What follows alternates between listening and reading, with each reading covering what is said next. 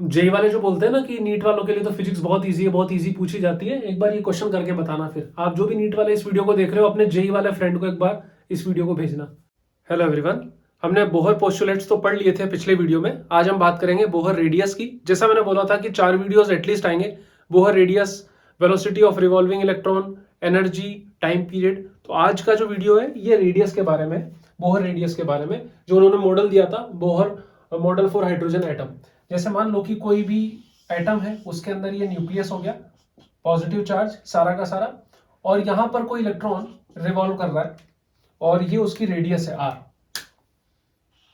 Are radius है। तो इस आर रेडियस के बारे में बोहर ने क्या क्या बताया था उसके बारे में हमें डिस्कस करना है। इस साइड में फॉर्मूले लिखता जाऊंगा और काफी क्वेश्चंस लेंगे जिसमें बोर्ड से लेके नीट जेई सारा कवर करेंगे हम। मतलब सारा, बहुत सारा तो नहीं, उसके लिए अलग से वीडियोस आएंगे फिर जेई वगैरह के लिए। तो यहां पर हम बात करें कि कोई भी इलेक्ट्रॉन अगर रिवॉल्व हो रहा है तो बोहर ने क्या बोला था कि अगर कोई भी इलेक्ट्रॉन उसकी स्टेबल ऑर्बिट, मतलब नॉन रेडिएटिंग ऑर्बिट में अगर रिवॉल्व हो रहा है तो वो रिवॉल्व होता रहेगा। और इसको रेवोल्यूशन के लिए जो सेंट्रीपिटल फोर्स होगा वो कौन प्रोवाइड करेगा? इलेक्ट्रॉन और ये न्यूक्लियस के बीच का जो चार्ज है उसका इलेक्ट्रोस्टैटिक अट्रैक्शन फोर्स। तो इलेक्ट्रॉन का चार्ज हमें पता है ई होता है, और यहां पर जो न्यूक्लियस है उस पर पॉजिटिव चार्ज होगा, और कितना पॉजिटिव चार्ज होगा? जितना इसका एटॉमिक नंबर होगा उतना ही तो होगा। तो जेड ई मतलब जेड टाइम्स ऑफ ई। मान लो दो प्रोटॉन है तो Z2 हो जाएगा, तो 2E हो जाएगा, 3 है तो 3 हो जाएगा। इस तरीके से चलता जाएगा और इलेक्ट्रॉन के नंबर भी बढ़ते जाएंगे, वो तो न्यूट्रल रखने के लिए। अब यहां पर बात करें कि इन दोनों का जो अट्रैक्शन फोर्स है वही सेंट्रीपिटल फोर्स प्रोवाइड कराएगा। तो सेंट्रीपिटल फोर्स कितना होता है? mv²/r। रेडियस r है तो, और दोनों के बीच का अट्रैक्शन फोर्स मतलब k, ये स्मॉल k है। इलेक्ट्रोस्टैटिक फोर्स कांस्टेंट Q1 मतलब इलेक्ट्रॉन का चार्ज और प्रोटॉन का charge Q1 Q2 ZE upon r²। यहां से r गया तो ये कितना हो जाएगा? सॉरी, ज्यादा ही हो गया, r बचेगा, r² से ये गया तो यहां पर क्या बचेगा? KZE², ये बचेगा यहां पर KZE²/r इक्वल्स टू mv²। तो यहां पर एक फॉर्मूला हो जाएगा, चलो इसको ब्लैक से लिखता हूं, उधर ब्लू कर दूंगा। r इक्वल्स टू, ये r इधर गया, KZE² अपॉन mv², यहां पर हो गया। तो एक फॉर्मूला रेडियस का बन के आ गया, r equals to KZE² upon mv², यहां पर हो गया। अब मान लो जैसे हाफ mv² काइनेटिक एनर्जी होता है, हमें पता है। तो यहां पर मैं हाफ का मल्टीप्लाई करूं और 2 का, मतलब 2 का मल्टीप्लाई और 2 का डिवाइड कर दिया। इस इक्वेशन में 2 का मल्टीप्लाई 2 का डिवाइड कर दिया, देखा जाए तो बात तो बराबर है। 2 × 1/2 क्या हो जाएगा? कट के वापस 1 हो जाएगा। लेकिन यहां से हो क्या जाएगा? हाफ mv² को मैं काइनेटिक एनर्जी बोल सकता हूं। तो ये फॉर्मूला किसमें बदल गया? KZE² upon 2 kinetic energy. ये इस तरीके से भी हम इसको लिख सकते हैं। तो एक और फॉर्मूला कौन सा हो गया रेडियस का? R equals to KZE² upon 2 kinetic energy, ये हो गया। तो अलग अलग फॉर्मूले इसलिए लिख रहे हैं कि डिपेंड कर सकता है किस चीज पे क्या चीज दी हो, इस वजह से। तो यहां पर ये सिस्टम हो गया। अच्छा ठीक है, अब आगे अगर हम बढ़े तो रेडियस के और भी फॉर्मूले हमें पता होने चाहिए। जैसे इन्होंने जो कंसेप्ट दिया था, सेकेंड पोस्टुलेट, वो दिया था जो एंगुलर मोमेंटम का कंजर्वेशन, की उसी ऑर्बिट को स्टेबल ऑर्बिट माना जाएगा जिसके लिए जो एंगुलर मोमेंटम होगा h/2π का जो है इंटीग्रल मल्टीपल होगा। तो वही चीज इन्होंने बोला कि एंगुलर मोमेंटम का कंसेप्ट लगाते हैं। तो angular momentum L is equal to क्या होता है? mvr, ये होता है। मान लो इसी ऑर्बिट के लिए एंगुलर मोमेंटम क्या है? कंजर्व है, ठीक है। तो L equals to mvr equals to nh upon 2π हो गया। तो r इज इक्वल टू क्या हो गया? r equals to nh upon 2π, और ये mv चला गया नीचे, ये हो गया यहां पर, ठीक है। तो एक इक्वेशन तो ये हो गई, और एक इक्वेशन जस्ट इससे पहले वाली, ये वाली हो गई। अब मैं बता दूं, आप समझ ही गए हो क्या किया है यहां पर, हाफ का मल्टीप्लाई हाफ का डिवाइड किया, इसलिए ऐसा बना। तो एक इक्वेशन तो हो गई r equals to nh upon 2π mv, और एक यहां पर ये हो गई। क्या दोनों को इक्वेट कर सकता हूं? बिल्कुल कर सकते हैं, दोनों इक्वेशन को इक्वेट किया। अच्छा, डेरिवेशन क्यों कर रहे हैं? ताकि थोड़ा आपको याद रहे, वरना जरूरी नहीं है कि ये सारी चीजें आप एग्जाम में याद करके जा पाओ, मुश्किल हो ही जाएगा। तो यहां पर दोनों को जब इक्वेट किया तो लिख सकता हूं KZE² अपॉन M V square equals to N H upon 2 pi M we.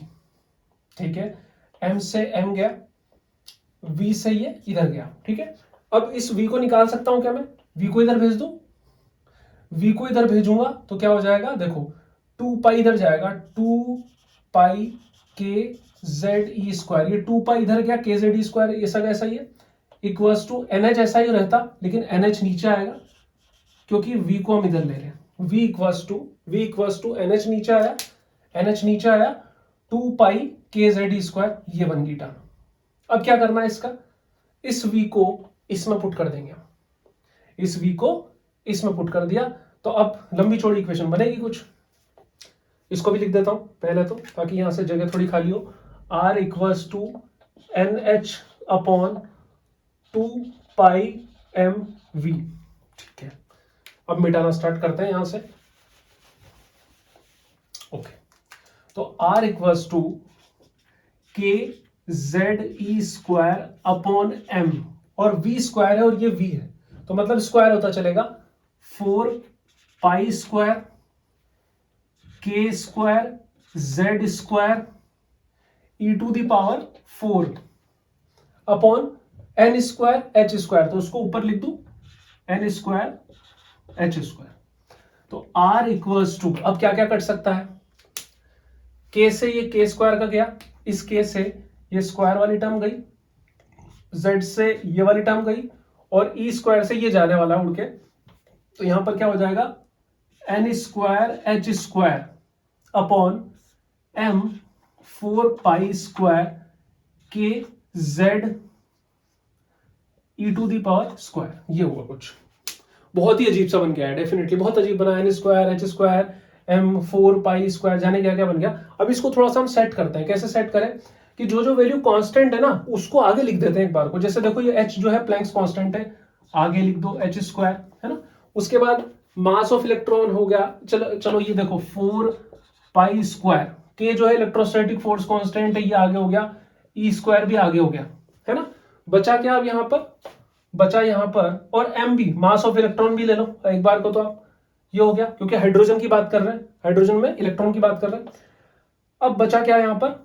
बचा यहां पर एन स्क्वायर अपॉन क्या बचा कुछ तो बचा था, ये रहा जेड, ये N square by Z, H square 4 pi square K Z E square M N square by Z, ये बचा पूरा का पूरा। तो इस फॉर्मूले को यहां लिख देता हूं एक बार को मैं, R equals to H square upon, वैसे काम ज्यादा नहीं आएगा, ये वैल्यू याद रखना है, रेड 4 पाई के ई स्क्वायर एम, एक बार इस पे आईआईटी में क्वेश्चन आया था तब ये काम आया था, multiply by N square by Z. ठीक, अब इसको यहां से मैं एक बार मिटाता हूं सारी चीजों को, क्या क्या काम आने वाली है देखो अगर मैं बात करूं इसकी एच स्क्वायर 4 पाई स्क्वायर के ई स्क्वायर बाय एम, सारी वैल्यू अगर मैं डाल दूं, h की value 6.6 into 10⁻34 joule into second, 4 हो गया, पाई 3.14 का स्क्वायर, के 9 इंटू 10⁻9, ई जो है 1.6 इंटू 10⁻19 और m 1.6 इंटू 10⁻27, नहीं, m मास ऑफ इलेक्ट्रॉन है, 9.1 इंटू 10⁻31। हम क्या होता है याद नहीं रहता कि प्रोटॉन का ज्यादा होना चाहिए ना मास, तो 9.1 तो प्रोटॉन का होता होगा, नहीं, प्रोटॉन का जो मास होता है वो होता है 1.67 इंटू 10⁻27 और इलेक्ट्रॉन का मास होता है 9.1 इंटू 10⁻31। तो आपको सामने वाला 9.1 तो दिख रहा है मास ऑफ इलेक्ट्रॉन में, लेकिन आप पावर भी तो देखो, 10⁻31 वर्सेस 10⁻27, तो मास ऑफ प्रोटॉन जो है ज्यादा ही होता है मास ऑफ इलेक्ट्रॉन से। तो ये सारी चीजें जब आप डालोगे इसमें, इस जगह आप सारी चीजें डालोगे तो यहां पर R जो है निकल के आएगा, ये सारी चीजें डालने पे 0.53 एंगस्ट्रम, 0.53 एंगस्ट्रम, और ये हो गया एन स्क्वायर बाय जेड, ये पूरी वैल्यू किस में आएगी? एंगस्ट्रम में, मतलब एंगस्ट्रम मतलब 10⁻⁻10 मीटर। ये कितना हो जाएगा? R equals to 0.53 N square by Z into 10⁻⁻10 metre. और आप चाहो तो इसको आगे भी बदल सकते हो लिख के, ठीक है, यहां तक हो गया। अब इसमें क्या क्या चेंजेस किए जा सकते हैं? यहां पर अगर मैं बात करूं हाइड्रोजन के लिए, अगर मैं सिर्फ हाइड्रोजन की बात करूं, फॉर, थोड़ा सा बोरिंग लग रहा होगा लेकिन जब हम न्यूमेरिकल करने लगेंगे ना तो यही चीजें बहुत काम आएगी। हाइड्रोजन के लिए Z इक्वल्स टू क्या होता है, 1 होता है। जब Z इक्वल्स टू 1 में इसमें डालूंगा तो क्या चेंज होने वाला है, यहां पर R equals to 0.53 into N square by Z कितना है 1, तो कितने में आ जाएगा ये, इंटू 10⁻⁻10 मीटर, ये हो गया R इक्वल्स टू। मतलब अगर इसको मैं याद रखूं कि 10⁻⁻10 मीटर पे होता है तो आर एन मतलब किसी भी एन ऑर्बिट की रेडियस में निकाल सकता हूं हाइड्रोजन के लिए 0.53 multiply by N square. Hydrogen की बात कर रहा हूं, मतलब R1 ratio R2 ratio R3 जो हो जाएगा, ये तो कॉमन आएगा 1 square ratio 2 square ratio 3 square, मतलब 1 रेशियो 4 रेशियो 9 ऐसे चलेगा ये। ठीक है, इस तरीके से चलेगा और ये तो आगे तक के लिए भी चलेगा, हाइड्रोजन के लिए हो सकता है, हीलियम प्लस के लिए भी हो सकता है, क्योंकि Z अगर चेंज होगा तो Z तो कॉमन होकर कटता जाएगा, तो मतलब जो रेडियस का जो होता है सिस्टम वो 1 4 9 ऐसे बढ़ता जाता है। यहां तक आपको समझ में आना चाहिए। अच्छा, अगर मैं R1 निकालना चाहूं, R1 तो R1 कितना आएगा, अभी उसको कंसेप्ट बनाना है इसलिए बता रहा हूं। R1 कितना आएगा, R1 आएगा 0.53 इंटू 1 का स्क्वायर मतलब 1, यही आ गया R1। तो मतलब इस अंदर वाली चीज को मैं R1 लिख सकता हूं। देखो कितनी अलग बात है, R1 लिखूंगा तो 0.53 एन स्क्वायर 1 का स्क्वायर ये आ गया, और अंदर वाली टर्म को R1 लिख सकता हूं। पूरी टर्म को R1 नहीं लिख रहा, सिर्फ अंदर वाली, मतलब 0.53 वाली चीज को मैं R1 लिख सकता हूं। तो यहां पर नया फॉर्मूला क्या बनेगा जो मैं बताना चाह रहा था आपको, हाइड्रोजन के लिए R1 मतलब Rn इक्वल्स टू 0.53 मतलब R1, तो एन स्क्वायर R1 ये हो गया। तो Rn equals to 0.53 N square तो होता ही है, Rn equals to N square into R1 भी होता है। ये भी चीज आपको याद रखने वाली बात है। ये सारा कुछ बहुत सारा होच पोच हो रहा होगा, 100% है, दिमाग में बहुत ज्यादा चल गया होगा, क्या करें, लेकिन जब न्यूमेरिकल करने लगेंगे आई प्रॉमिस ये सब चीजें समझ में आएगी। इसीलिए मैं लिखता जा रहा हूं ये सब कुछ, और इसीलिए मैंने आपको पूरा डेरिवेशन बताया कि किस तरीके से उसको करना है। चलो ठीक है, ये कुछ समझ में आया, 1:4 और ये सारा कुछ हो। अच्छा, इसी में एक कंसेप्ट होता है बोहर रेडियस का। आप बोलोगे कि ये क्या अलग से कंसेप्ट समझा रहा हूं।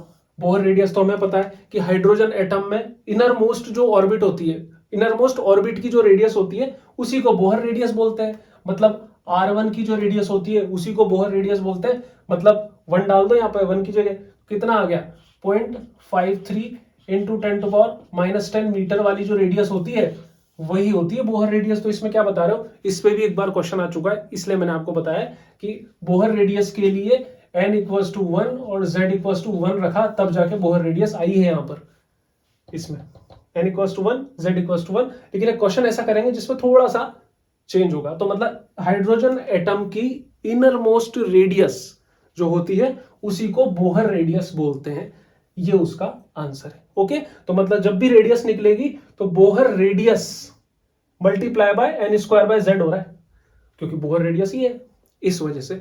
चलो न्यूमेरिकल की तरफ बढ़ते हैं, तब क्लियर होगा। तो चलो स्टार्ट करते हैं। Bohr model of hydrogen atom इसलिए बोलते हैं क्योंकि हाइड्रोजन और हाइड्रोजन लाइक एटम पे आयंस पे वर्क करता है। तो सबसे पहले जो हम देख रहे हैं हाइड्रोजन के लिए देख रहे हैं सारा कुछ, देन फिर हाइड्रोजन लाइक एटम्स या आयंस के लिए देखेंगे।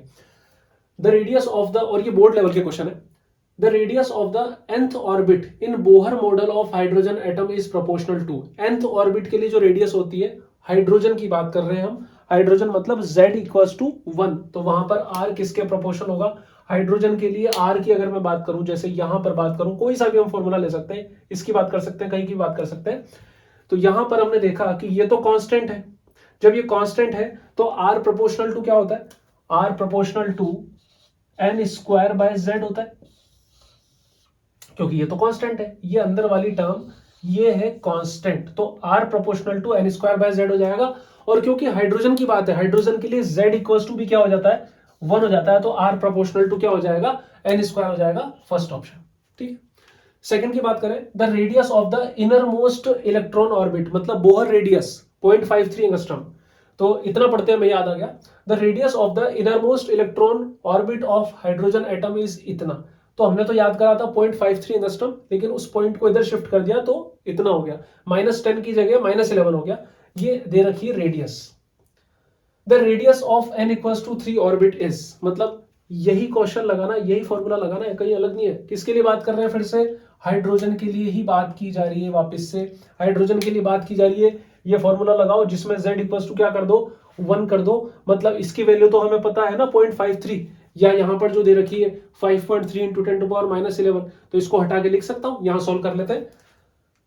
R3 बाइक आती है ना यामा की, R3 ये हो गया, इसकी वैल्यू यहां दे रखी है 5.3 इंटू 10 टू पावर -11 मीटर में आएगा, multiply by n square by z equals to 1 है क्योंकि हाइड्रोजन की बात है, और n कितना लेना है, 3 लेना है, दिया हुआ है यहाँ पर 3 का स्क्वायर 9, तो कितना हो जाएगा 45 और 27, मतलब 47 कहीं पे कुछ दिखना चाहिए, 47, क्योंकि 2 पॉइंट और आएंगे इधर के, क्योंकि -11 नहीं दे रखा, -10 दे रखा है, तो ये आंसर इसी तरीके से करना है, इतना फास्ट ही करना है। इन्होंने ऑप्शन भी सही से दिए हुए, देखो 47 समथिंग कुछ आएगा, लेकिन एक पॉइंट आता 47.7, लेकिन इन्होंने पावर का देखो -11 -10, इसलिए हो गया। Next question, the radius of the innermost electron orbit of hydrogen atom is this, the radius of the orbit in second excited state. तो एक्साइटेड स्टेट का मैं बता चुका हूं, एक होती है नॉर्मल स्टेट जैसे n equals to 3, third state, fourth state.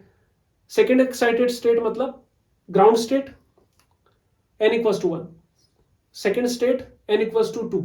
जैसे मैं आपको बताऊं, यहां पर n इक्वल्स टू 1 है ग्राउंड स्टेट, यहां पर फिर आएगी n इक्वल्स टू 2, मतलब first excited state, then n equals to 3 third state या सेकेंड एक्साइटेड स्टेट। तो जब भी आपको किसी भी के भी साथ, किसी भी स्टेट के साथ बीच में ही एक्साइटेड वर्ड मिले तो उसमें एक प्लस कर देना, सेकेंड स्टेट मतलब n इक्वल्स टू 2, एक्साइटेड आ गया +1, n इक्वल्स टू 3 के लिए ही पूछा जा रहा है, मतलब सेम यही वाला क्वेश्चन है, अगेन यही आंसर बैठेगा। चलो कुछ और क्वेश्चंस करते हैं। यहां पर हम क्या सीख पाए फाइनली, कि हाइड्रोजन के लिए ये जब फॉर्मूला हम लगाएंगे तो z इक्वल्स टू 1 पुट करेंगे, सिंपल सा फॉर्मूला लगाएंगे। एक बार मैं लिख भी देता हूं, कहीं पर जगह बचे थोड़ी सी, यहीं पे लिख देता हूं हाइड्रोजन के लिए Rn इक्वल्स टू 0.53 और 0.53 n स्क्वायर, इस तरीके से बन जाएगा, कहीं इससे बन के आया यहां से, ये हाइड्रोजन के लिए मैं पुट कर सकता हूं इसको इजीली।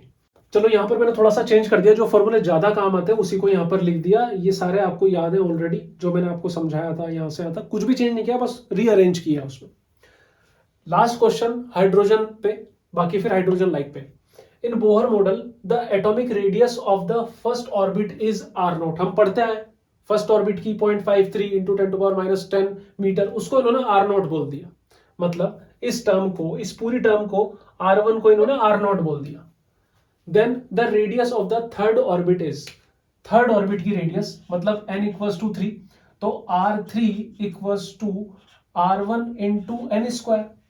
r1 को फर्स्ट ऑर्बिट को इन्होंने क्या बोल दिया, r0, और n को क्या है 3 है, तो मतलब कितना हो गया 9r0 c। और आपको लग रहा होगा इतने सिंपल क्वेश्चन, यस ये सारे ही कॉम्पिटिटिव एग्जाम के, मैंने अपने बनाए हुए कुछ भी क्वेश्चन नहीं है, लेकिन प्रॉब्लम क्या होती है एग्जाम में हम ढूंढ नहीं पाते कई बार सिंपल क्वेश्चंस को, और वहां पर ये इतने सिंपल क्वेश्चन बच जाते हैं हमारी आंखों से, और हमें लगता है कि हम अच्छा स्कोर कर सकते थे, लेकिन इन क्वेश्चंस पे हमारी नजर ही नहीं पड़ी। तो सही क्वेश्चन को चूज करना और उसको चूज करने के बाद सही टाइम पर सॉल्व कर लेना, ये भी अपने आप में आर्ट है। अब बढ़ते हैं हाइड्रोजन लाइक एटम्स की तरफ। चलो जनता की बेहद डिमांड पर एक और क्वेश्चन कर ही लेते हैं इस टाइप का। When hydrogen atom is in its first excited state या लेवल, फर्स्ट लेवल मतलब n इक्वल्स टू 1 होता, लेकिन साथ में क्या जुड़ गया एक्साइटेड, मतलब एक और प्लस कर दो, मतलब n इक्वल्स टू 2 में it's radius is of the Bohr radius, मतलब कितने टाइम्स, 4 टाइम्स, ट्वाइस, इस तरीके का क्वेश्चन है।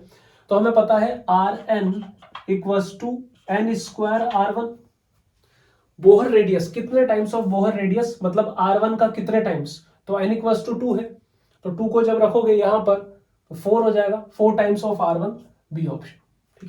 अब हम देख रहे हैं हाइड्रोजन लाइक स्ट्रक्चर का, यहां पर दे रखा है taking the Bohr radius as, Bohr radius मतलब r इक्वल्स टू 1 की radius, innermost radius a0 equals to 53 pm, am pm तो टाइम में होता है, 0.53 इंटू 10 टू पावर -10 मीटर, एक पॉइंट हटाओगे 10 टू पावर -11 आएगा, दूसरा पॉइंट भी हटाओगे 53 इंटू 10⁻12 मीटर, 12 मतलब पिकोमीटर, तो पीएम नहीं है पिकोमीटर है। तो ए नॉट जो दे रखी है 53 पिकोमीटर दे रखी है। The radius of lithium double plus, तो मैंने बोला था हाइड्रोजन लाइक पर रखता है ये बोर्स मॉडल। हाइड्रोजन लाइक मतलब वो सब चीजें जिनमें z इक्वल टू 1 आएगा, मतलब एक इलेक्ट्रॉन होगा उन सब के लिए, सॉरी z इक्वल टू 1 नहीं, जिनमें इलेक्ट्रॉन एक होगा। अगर मैं बात करूं लिथियम की, लिथियम के पास कितने, hydrogen helium lithium, z equal to उसका होता तो 3 है, लेकिन जब हम बात करेंगे लिथियम की, कुछ ऐसा एटॉमिक स्ट्रक्चर होगा, 3 प्रोटॉन और कितने 3 इलेक्ट्रॉन न्यूट्रल करने के लिए। एक बार प्लस किया, एक इलेक्ट्रॉन भाग गया, दूसरी बार प्लस किया, ये वाला भी भाग गया। अब कितना इलेक्ट्रॉन बचा, सिर्फ एक इलेक्ट्रॉन बचा, जस्ट लाइक हाइड्रोजन। तो हाइड्रोजन लाइक स्ट्रक्चर हो गया, इसलिए यहां पर एप्लीकेबल हम इसको कर पाएंगे। z इक्वल टू तो 3 रहेगा, वो नहीं बदल जाएगा, गलती से मेरे मुंह से निकल गया, गलती हो जाती है। तो यहां पर अगर हम लिखे z इक्वल टू 3 हो गया, इस पर हम लगा सकते हैं।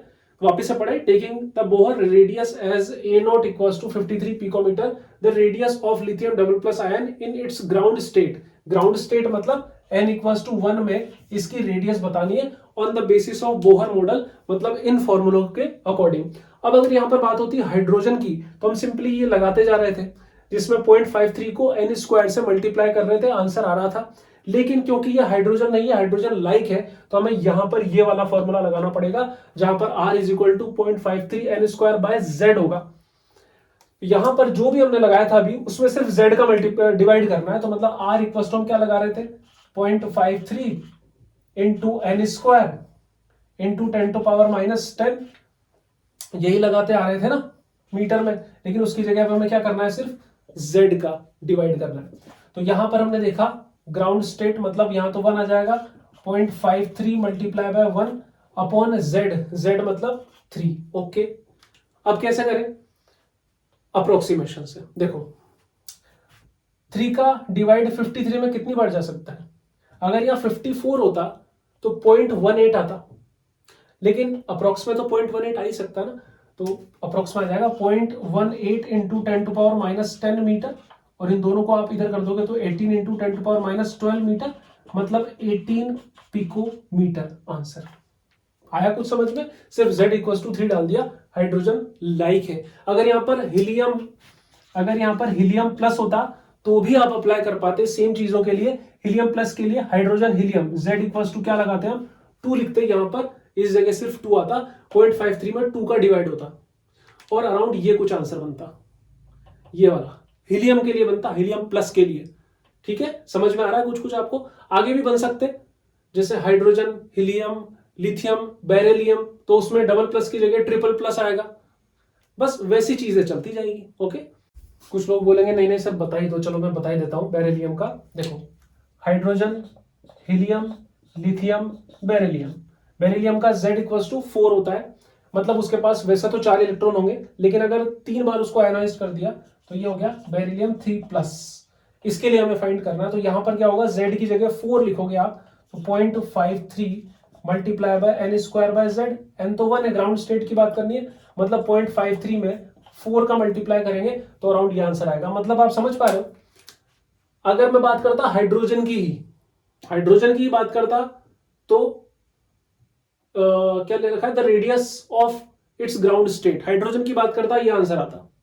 हीलियम प्लस की बात करूंगा तो ये आंसर आएगा क्योंकि 2 का डिवाइड होगा, लिथियम डबल प्लस की बात करूंगा तो ये आंसर है, और बेरिलियम ट्रिपल प्लस की बात करूंगा तो ये वाला आंसर है। तो सारे आंसर यही है, लेकिन डिपेंड करता है क्वेश्चन क्या दिया है। देखो पहले हमने पढ़ा हाइड्रोजन के लिए, फिर पढ़ा हाइड्रोजन लाइक के लिए, अब दोनों को मिक्स कर दिया। कैसा मिक्स कर दिया, which state of the triply ionized beryllium, मतलब beryllium 3+ has the same orbital radius as that of ground state of hydrogen. Beryllium 3+ में कौन सी स्टेट में उतनी ही रेडियस होगी जितनी हाइड्रोजन की ग्राउंड स्टेट में होती है। हाइड्रोजन की ग्राउंड स्टेट तो हमें पता है कितनी होती है, 0.53 एंगस्ट्रॉम, इसकी नहीं पता कि कब जाके होगी। अच्छा चेंज होगी क्या, सच में यस चेंज होगी। देखो क्या होता है ना कि Z तो बदल रहा है ना, मतलब हाइड्रोजन जो है उसकी अगर मैं बात करूं फर्स्ट वाले के लिए, हाइड्रोजन के लिए फर्स्ट वाले की बात करूं तो यहां पर n इक्वल्स टू 1 और z इक्वल्स टू 1 डालूंगा। लेकिन अगर मैं बेरिलियम के लिए बात करूं फर्स्ट वाले के लिए ही, तो ऊपर n इक्वल्स टू 1 आएगा, लेकिन नीचे z इक्वल्स टू 4 आ जाएगा। इसके लिए z इक्वल्स टू क्या होता है बेरिलियम के लिए 4। तो फर्स्ट को अगर कंपेयर करूं तो बेरिलियम के लिए वो 4 टाइम छोटी हो जाएगी ना, क्योंकि नीचे z इक्वल्स टू 4 आ रहा है। समझ पा रहे हो? अगर मैं देखो वापस से समझो, इस फॉर्मूले में अगर मैं हाइड्रोजन की बात करूं तो n equals to 1 z equals to 1 डालूंगा, लेकिन बेरिलियम की बात करूं तो n इक्वल्स टू 1, अगर फर्स्ट स्टेट से कंपेयर करूं तो n इक्वल्स टू 1 और z इक्वल्स टू 4 डाल दूंगा। मतलब ओवरऑल वैल्यू में मैं 4 का डिवाइड कर रहा हूं, तो बेरिलियम की फर्स्ट स्टेट की ऑर्बिट हाइड्रोजन की फर्स्ट स्टेट की ऑर्बिट से छोटी ही आने वाली है। कोई शक तो नहीं है इस बात पे? बिल्कुल एकदम क्लियर वाली बात है। दूसरी चीज आप देखो 0.53 इंटू 10 टू पावर -10 तो कांस्टेंट है, मतलब यहां जो फॉर्मूला अप्लाई होने वाला है R proportional to n square by z apply होने वाला है, क्योंकि अभी हमने देख लिया कि दोनों की फर्स्ट स्टेट की तो इक्वल नहीं होगी, मतलब n भी चेंज होगा और z तो ऑब्वियसली चेंज हो रहा है, क्योंकि हाइड्रोजन के लिए z इक्वल्स टू 1 होता है और बेरिलियम के लिए z इक्वल्स टू 4 होता है। तो ये वाला फॉर्मूला लगेगा। तो हमने मान लिया कि बेरिलियम में लेट n स्टेट की जो रेडियस है वो हाइड्रोजन की फर्स्ट स्टेट के इक्वल है, यही दे रखा है क्वेश्चन में। तो बस इसी को मैं लगा देता हूं, तो n square by z for beryllium 3+ equals to n square by z for hydrogen. हमें ये तो निकालना है, तो इसको ऐसा ही रहने दो, n स्क्वायर। z कितना है 4 इक्वल्स टू हाइड्रोजन की फर्स्ट की बोल रखी इन्होंने खुद ने, ग्राउंड स्टेट मतलब 1, और z इक्वल्स टू क्या हो गया 1, तो ये इधर जाएगा, यहां से हो जाएगा n स्क्वायर इक्वल्स टू 4, तो n इक्वल्स टू कितना हो गया 2। मतलब बेरिलियम में जो सेकंड स्टेट होगी या फर्स्ट एक्साइटेड स्टेट होगी, वहां पर आप n इक्वल्स टू 2 लिखोगे। यहां पर जब ऊपर n इक्वल्स टू 2 लिखोगे उसका स्क्वायर होगा 4, नीचे डालोगे 4, z इक्वल्स टू 4, तो 4 से 4 कट जाएगा, अगेन कितनी आ जाएगी 0.53 आ जाएगी, मतलब फर्स्ट स्टेट ऑफ हाइड्रोजन की आ जाएगी। क्लियर हो गया होगा? आगे बढ़ते हैं।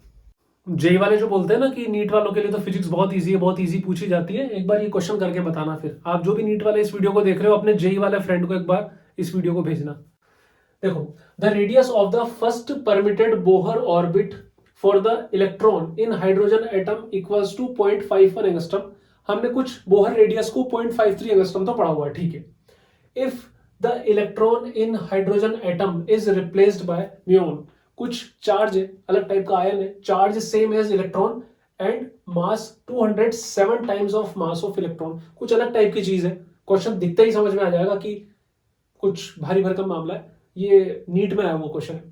The first Bohr radius of, मतलब इस कुछ चार्ज की जो आपको दिया हुआ है ना, ये अलग टाइप का, ये कुछ, इसकी फर्स्ट बोहर रेडियस हमें फाइंड करनी है।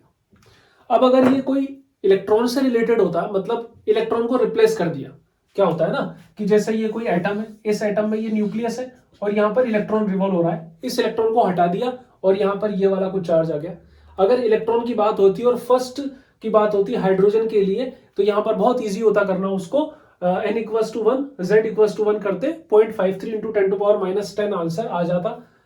यहां पर कुछ ये तो फिर भी नहीं आ रहा, लेकिन अगर ऐसा दिया होता तो गलत ही होता, लेकिन यहां पर उसको रिप्लेस कर दिया।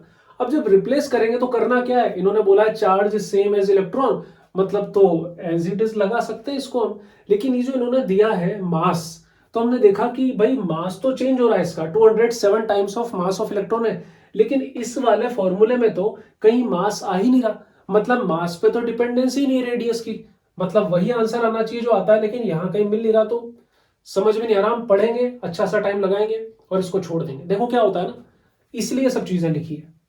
मास पे डिपेंड कैसे नहीं करता, करता है, यहां मास आ तो रहा है, ये रहा मास।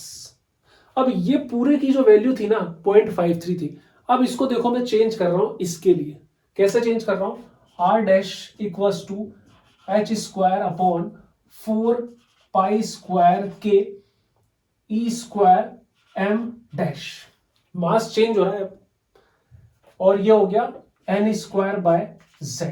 अब क्योंकि फर्स्ट बोहर ऑर्बिट की बात है तो n इक्वल्स टू 1, क्योंकि इसका जो चार्ज है same as that of charge of electron है, मतलब z इक्वल्स टू 1, क्योंकि जितना चार्ज है इसके ऊपर उतना ही न्यूक्लियस पे चार्ज होगा, न्यूट्रल करने के लिए तो इसका -1 है तो इसका +1 होगा, तो बराबर कर लेगा।